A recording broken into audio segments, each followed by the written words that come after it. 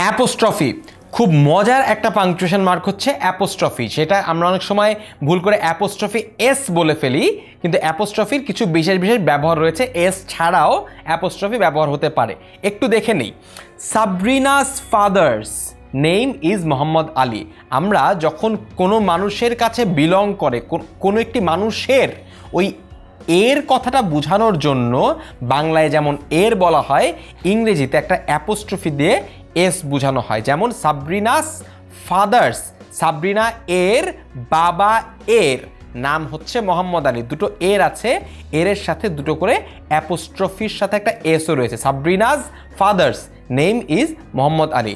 আবার this is হামিমস guitar, এটা হামিম এর গিটার। যেহেতু এর কথাটি আছে তাই আমরা হামিমস গিটার হিসেবে এটিকে উল্লেখ করতে পারি।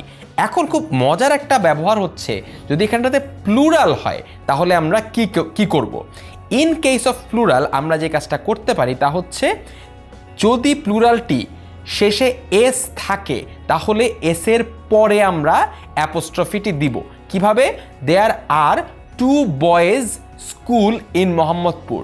আমরা কিন্তু বয়েজ স্কুল যখন বলি তখন ছেলেদের স্কুল বলি।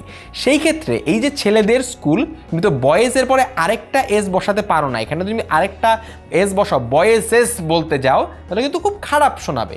তাই যেটা করতে হবে তা হচ্ছে এসের পরে অ্যাপোস্ট্রফিটা বসিয়ে দিতে হবে। কিন্তু মনে রাখতে হবে যে অনেক সময় প্লুরাল মানেই কিন্তু এস না। কিছু কিছু শব্দের প্লুরালের শেষে এস থাকে না।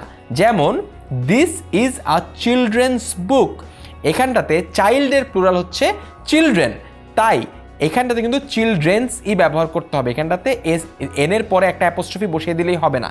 এখানটাতে চিলড্রেন্স বুক হিসেবে এটাকে তোমাকে লিখতে হবে, এখানটাতে অ্যাপোস্ট্রফির পর একটা এস যুক্ত হবে। অর্থাৎ প্লুরালের ক্ষেত্রে যদি প্লুরালটা এস যুক্ত করে করা হয় তাহলে সেই এসের পরে একটা অ্যাপোস্ট্রফি দিতে হবে। আর যদি প্লুরালের শেষে যদি এস না থাকে তাহলে তোমার একটি এস যোগ করে তার আগে অ্যাপোস্ট্রফি ব্যবহার করতে হবে। পরবর্তী ভিডিওতে অ্যাপোস্ট্রফির আরও একটা মজার ব্যবহার আমরা শিখে ফেলবো।